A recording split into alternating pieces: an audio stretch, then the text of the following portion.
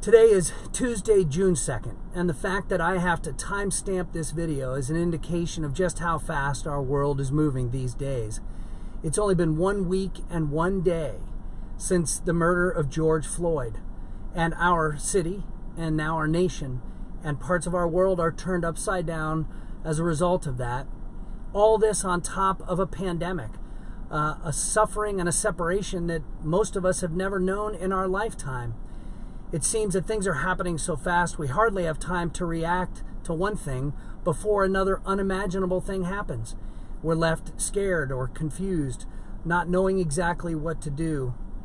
So I'm going to invite us to take a different posture to the world, at least for a while, to stop reacting and find ways to be proactive people of faith, to stop reacting to the things that are happening around us and proactively make decisions for ourselves.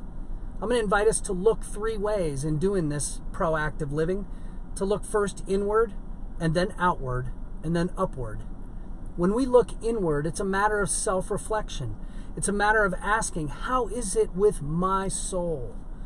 You are the only person who can truly judge yourself, and you're not permitted to judge others. But it does begin with an inward look at our own hearts and our own minds and our own souls. Every week at the close of worship, I say, don't let the world around you squeeze into its mold, but let God remake you from within. Allowing God to remake us from within begins by looking inward into ourselves. Secondly, I want to invite you to look outward. To look outward means to take into consideration all of our fellow human beings. You know, Jesus was pressed one day by an expert in the law about what was required of him in order to inherit eternal life. And Jesus answered, matter of fact, or invited the guy to answer for himself. Matter of fact, love God with all of your heart and soul and strength and your mind, and love your neighbor as yourself. And when pressed further, this expert asked Jesus, well, who's my neighbor? And that's when Jesus launched into his well-known and beloved parable of the Good Samaritan. Now, I always thought the neighbor was a matter of geography.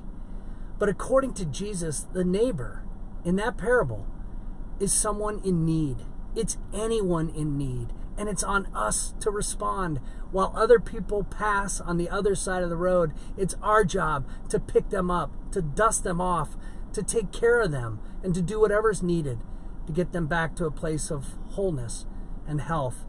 It seems our neighbor is not a matter of geography. It's anyone who's in need. Third and finally, we have to look upward.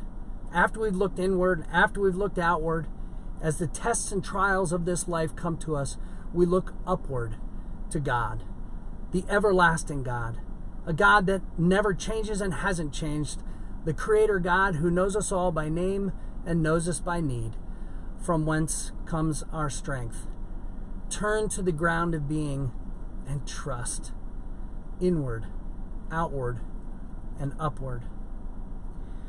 This afternoon, I've just come from my 3rd protest march in 3 days. I have to confess to you that these were the very first 3 protest marches of my entire life. That's something that I'm not proud of, and that's part of why I'm looking inward and trying to find new ways to look outward, and I have to do it all by looking upward. For nearly 30 years of ministry, I've been instructing people and asking people that when it comes to hard times, when someone is suffering, just show up and shut up. But as part of this clergy march today that was led by black leaders from around our city, we were invited to follow them and to do so silently.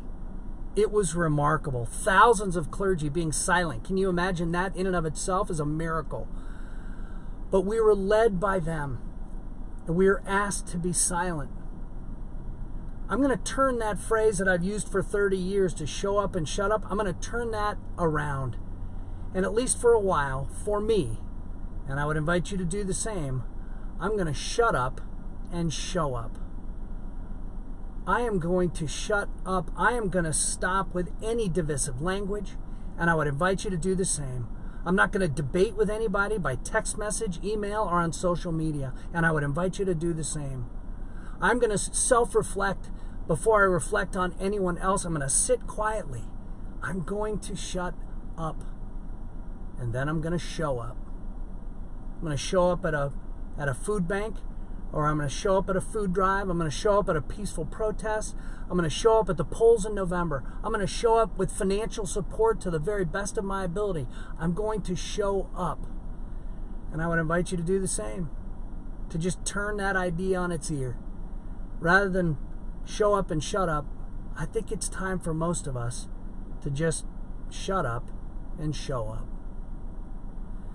So let's stop being reactive to the very best of our ability and start being proactive people of faith, looking inward, looking outward, looking upward, shutting up long enough for self-reflection, to build understanding and to learn something new, and then to show up where it really matters most. I hope you're well, and I hope to see you soon.